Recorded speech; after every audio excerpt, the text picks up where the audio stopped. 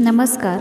लहान मुलांना नैतिकतेचे धडे कसे द्यायचे, चांगल्याविरुद्ध वाईटमध्ये फरक, त्यांच्या कल्पनाशक्तीला प्रोत्साहन, मुलांना आपल्या संस्कृतीशी कसं जोडलं पाहिजे, मुले आदर द्यायला कशी शिकतात, प्रेमाची शक्ती किती असते, हे आज आपण या व्हिडिओमध्ये शिकूया. लहान मुलांना नैतिकतेचे धडे देणाऱ्या प्रेरणादायी पौराणिक कथा. पौराणिक कथा मुलांना नैतिक मूल्य शिकवतात. चांगले विरुद्ध वाईट. पौराणिक कथा मुलांना चांगल्या आणि वाईटमधील फरक शिकवतात. प्रत्येक वेळी चांगल्या कृतीचे महत्त्व सांगतात. चांगल्याचा नेहमी वाईटावर विजय होतो हे देखील या कथांद्वारे सिद्ध होते. कल्पनाशक्तीला प्रोत्साहन. प्रगत तंत्रज्ञान, गूढ प्राणी आणि चित्तथरारक प्रतिमा असलेल्या पौराणिक कथांचे स्वतःचे असे एक जग आहे. कथेत सांगितलेल्या प्रत्येक गोष्टीची कल्पना लहान मुलांचे मन करत असते आणि मुलांचे मन इकडे तिकडे धावू लागते. तुमच्याकडे सर्जनशील मन असेल तर काहीही अशक्य नाही हेही ह्या कथांमधून समजते. मुले संस्कृतीशी जोडली जातात. भारतीय संस्कृतीत वारंवार दिसणारे सण आणि रीतिरिवाज यांचे महत्त्व आहे. मुले त्यांचे अर्थ ह्या पौराणिक कथांद्वारे शिकतात. गोष्टी दिसतात तशा आहेत का हे मुलांना ह्या कथांद्वारे समजते. तसेच ह्या कथा मुलांची जिज्ञासा पूर्ण करतात आणि त्यांचे मन गुंतवून ठेवतात. मुले आदर द्यायला शिकतात. आदर आणि शिस्त हे खूप महत्त्वाचे गुण आहेत. पौराणिक कथा लहान मुलांना त्यांचे वडील, शिक्षक आणि समवयस्कांचा आदर करण्यास शिकवतात. त्यामुळे मुलांना शिस्त लागते. प्रेमाची शक्ती दर्शवतात. पौराणिक कथा मुलांना शिकवते की प्रेम सर्वांवर विजय मिळवते. मग ते प्रेम कुटुंब, शिक्षक, देव यांच्यापैकी कुणावरही असो. सर्व शक्यतांविरुद्ध आपल्या आवडत्या लोकांप्रती खरे राहण्यापेक्षा दुसरे काहीही नाही. मुलांना पौराणिक कथांशी ओळख करून दिल्याने त्यांना त्यांची संस्कृती, श्रद्धा, भाषा आणि नैतिक श्रद्धा याविषयी शिकण्यास मदत होईल. तुम्ही तुमच्या मुलांना या कथा सांगून त्यांच्यासोबत काही गोड आठवणी देखील तयार करू शकता. त्यामुळे त्यांची कल्पनाशक्ती तर विकसित होईलच, पण भाषिक क्षमता वाढेल आणि चांगले संस्कारही होतील. एकलव्याचे समर्पण. एकलव्य हा एक तरुण मुलगा होता आणि तो त्याच्या टोळीसोबत जंगलात राहत होता. जगातील सर्वोत्कृष्ट धनुर्धारी बनणे हे त्याचे जीवनातील ध्येय होते. परंतु जेव्हा त्याने द्रोणाचार्यांना त्यांचा विद्यार्थी होण्याबद्दल विचारले तेव्हा त्याला नकार देण्यात आला. असे असूनही एकलव्याने द्रोणाचार्यांची मूर्ती तयार केली आणि तो त्यामध्ये अविश्वसनीयपणे कुशल होईपर्यंत त्याने सराव केला. जेव्हा द्रोणाचार्यांसोबत त्याचा सामना झाला तेव्हा त्यांना त्यांच्या कर्तृत्वाबद्दल कळले. तेव्हा त्याला भीती वाटली की एक आदिवासी मुलगा त्याचा सर्वोत्तम विद्यार्थी अर्जुनाला मागे टाकेल. त्यांच्याकडे शिकण्यासाठी एकलव्याने स्वतःच्या उजव्या अंगठ्याचा त्याग करावा अशी मागणी त्यांनी केली. काहीही न बोलता एकलव्याने ताबडतोब त्याचा उजवा अंगठा कापून त्यांना दिला आणि त्यामुळे तो जगातील सर्वोत्तम धनुर्धर होऊ शकला नाही. नैतिक शिकवण. ह्या पौराणिक कथेतून तुमचे मूल शिक्षक आणि प्रशिक्षकाबद्दल आदर आणि समर्पण शिकेल. तसेच कठोर परिश्रम करायला शिकेल. सूरदासांची भक्ती. सूरदास हे श्रीकृष्णाच्या महान भक्तांपैकी एक होते. त्यांचे कृष्णावर इतके प्रेम होते की त्यांनी श्रीकृष्णाची 1,00,000हून अधिक भक्तिगीते लिहिली. कथेनुसार सूरदास हा आंधळा होता. एकदा राधा जेव्हा त्याच्या मागे जात होती तेव्हा त्याने एकदा राधेचे पैंजण हिसकावून घेतले होते. ते परत करण्यास सांगितले असता त्याने नकार दिला. तो आंधळा असल्याने तिची ओळख पटवू शकत नाही असे त्याने नकार देताना सांगितले. यावेळी कृष्णाने त्याला दृष्टी देऊन आशीर्वाद दिला. त्यानंतर सूरदासांनी कृष्णाला पुन्हा दृष्टी काढून घेण्याची विनंती केली, कारण विचारले असता त्याने सांगितले की त्याला श्रीकृष्णाचे दर्शन झाले आहे आणि आता जगात पाहण्यासारखे दुसरे काही नाही. नैतिक शिकवण. ही कथा तुमच्या मुलाला निरपेक्ष प्रेम आणि भक्ती करायला शिकवते. अभिमन्यूचे धैर्य. कुरुक्षेत्र युद्धातील अभिमन्यू हा एक महान योद्धा होता. त्याची आई सुभद्रा अभिमन्यूच्या वेळी गरोदर असताना त्याचे वडील अर्जुन यांनी तिला चक्रव्यूह युद्धनिर्मितीचे तंत्र सांगितले.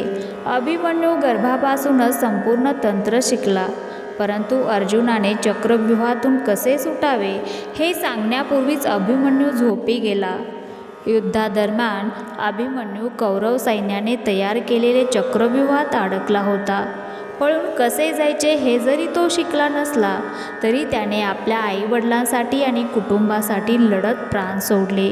नैतिक शिकवण. अभिमन्यूचे बलिदान तुमच्या मुलाला कुटुंब, शौर्य, प्रतिष्ठा आणि प्रेमाबद्दल निष्ठा शिकवेल. रामाची प्रामाणिकता. रामायण म्हणजेच महाविष्णूचा 6वा अवतार. श्रीरामाच्या कथांचे वर्णन करणारे महाकाव्य सर्वांना माहीत आहे. रामायणात रामाला आपले राज्य सोडून आपला भाऊ लक्ष्मण आणि पत्नी सीता यांच्यासह वनवासात जाण्यास भाग पाडले जाते. आपल्या वनवासाच्या शेवटी लंकेचा राजा रावण श्रीरामांच्या पत्नीचे अपहरण करतो आणि ओलीस ठेवतो. सर्व भयंकर संकटांना तोंड देत श्रीराम हे रावण आणि त्यांच्या प्रचंड सैन्याशी लढले आणि त्यांच्या पत्नीला वाचवून रावणाचा पराभव करण्यात यशस्वी झाले. नैतिक शिकवण. या कथेची नैतिकता म्हणजे 2 भाऊ आणि पती पत्नी यांच्यातील बंधही आहे. ही कथा तुमच्या मुलाला मैत्री, सचोटी आणि प्रेम याबद्दल शिकवेल. दुर्गेची ताकद. जेव्हा असुर राजा महिषासुर देवांचा राजा इंद्रांचा पराभव करून स्वर्गात त्याचे स्थान घेतो, तेव्हा सर्व देवतांच्या एकत्रित दैवी शक्तीमधून महान देवी श्री दुर्गा तयार होते. त्यानंतर ती महिषासुराशी लढते आणि त्यांच्या संपूर्ण सैन्याचा पराभव करते, जगाला वाचवते. नैतिक शिकवण. श्री दुर्गेकडून लहान मुलींना शिकता येते की स्त्रियांमध्ये देखील खूप धैर्य, सामर्थ्य आणि धार्मिकता असते. प्रल्हादाचा विश्वास. हिरण्यकशिपू या राक्षसाचा पुत्र प्रल्हाद हा विष्णुभक्त होता, परंतु त्याच्या गर्विष्ठ वडिलांनी विष्णूचा द्वेष केला. ब्रह्मदेवाकडून मिळालेल्या वरदानामुळे तो स्वतःलाच खरा देव मानत होता. त्याने अनेक पद्धतीने प्रल्हादाला मारण्याचा प्रयत्न केला, परंतु विष्णूने प्रल्हादला नेहमीच वाचवले. हिरण्यकशिपूने भक्त प्रल्हादाला मारण्याचा शेवटचा प्रयत्न केल्यानंतर विष्णूने नरसिंहाचा अवतार घेऊन त्याला ठार मारले. नैतिक शिकवण. ही कथा मुलांना श्रद्धा, भक्ती आणि संयम या मूल्याबद्दल शिकवते. अर्जुनाची एकाग्रता. पांडव तरुण असताना त्याने गुरु द्रोणाचार्यांकडून प्रशिक्षण घेतले. द्रोणाचार्यांना आपल्या शिष्यांची परीक्षा घ्यायची होती, म्हणून त्यांनी एका खेळण्यातील पक्षाला झाडावर अडकवले आणि त्या सर्वांना पक्षाच्या डोळ्यावर नेम धरण्यास सांगितले. जेव्हा त्यांनी सगळ्यांना काय दिसते आहे असे विचारले, तेव्हा पांडवांनी वेगवेगळी उत्तरे दिली. कोण म्हणाले पक्षी, पाने, झाड असं दिसतं आहे आणि सर्वजण चुकले. फक्त अर्जुनाने सांगितले की त्याला पक्षाच्या डोळ्याशिवाय दुसरे काहीही दिसत नाही. प्रसन्न होऊन द्रोणाचार्यांनी अर्जुनाला धनुष्यबाण मारण्यास सांगितले. अर्जुनाच्या बाणाने पक्षाच्या डोळ्याला अचूक भेदले. नैतिक शिकवण. ही कथा म्हणजे एकाग्रता आणि दृढ निश्चयाची आहे. मुलांना नेमके काय हवे आहे हे जाणून घेणे आणि त्या दिशेने कार्य करणे हे ह्या कथेद्वारे समजते. ह्या कथेमुळे त्यांना त्यांचे ध्येय साध्य करण्यात मदत होईल. सीतेची ताकद. राम आणि सीता अयोध्येला परतल्यानंतर राजा आणि राणीचा राज्याभिषेक करण्यात आला आणि त्यांनी एक समृद्ध राज्य सुरू केले. परंतु सीता दुसऱ्या पुरुषाबरोबर म्हणजेच रावणासोबत राहिली होती अशी अफवा पसरली. जरी ती तिच्या इच्छेविरुद्ध होती. या अफवांवर नियंत्रण ठेवण्यासाठी आणि आपल्या प्रजेचा अखंड विश्वास मिळवण्यासाठी रामाने सीतेला वनात धाडले. तिथे ती ऋषी वाल्मिकींसोबत राहिली. तिने जुळ्या मुलांना जन्म दिला आणि एकटीने वाढवले. नैतिक शिकवण: अशा प्रतिकूल परिस्थितीतही स्त्रिया कशा प्रकारे शूर आणि स्वतंत्र राहू शकतात हे ही कथा स्पष्ट करते. श्रावणबाळाची निष्ठा: श्रावण हा गरीब किशोरवयीन मुलगा होता. भारतातील सर्व धार्मिक स्थळांच्या तीर्थयात्रेत त्याच्या पालकांना घेऊन जात असे. ते म्हातारे आणि आंधळे असल्याने तो त्यांना 2 टोपल्या खांद्यावर टाकून घेऊन जात होता. अयोध्येचे जंगल ओलांडताना श्रावणाला राजकुमार दशरथाने मारलेला बाण लागला आणि त्याचा मृत्यू झाला. मरणासन्न श्वास घेऊनही तो दशरथाला त्याच्या तहानलेल्या आईवडिलांना पाणी घेऊन जाण्याची विनंती करतो. नैतिक शिकवण: श्रावण म्हणजे दयाळूपणा आणि निष्ठेचे मूर्त स्वरूप. ही कथा तुमच्या मुलांमध्ये करुणेचे गुण रुजवेल आणि आई वडिलांची काळजी घेण्यास मदत करेल. मंदोदरीचा संयम: मंदोदरी ही रावणाची पत्नी होती. त्याने दुष्कृत्ये आणि क्रूरता केली. तिने त्याला न्याय आणि सन्माननीय असल्याचे पटवून देण्यासाठी अनेक दिवस घालवले. जरी रावणाने तिचे ऐकले नाही तरीही तिने त्याला सीतेला मुक्त करण्यास सांगितले. नैतिक शिकवण: जरी तुमच्या प्रिय व्यक्तीने कितीही चुका केल्या तरीही ही कथा तुम्हाला तुमच्या प्रियजनांसोबत धीर धरायला शिकवते. एखाद्यावर प्रेम करणे म्हणजे त्यांच्या कृतींना नाही तर त्या व्यक्तीला आधार देणे.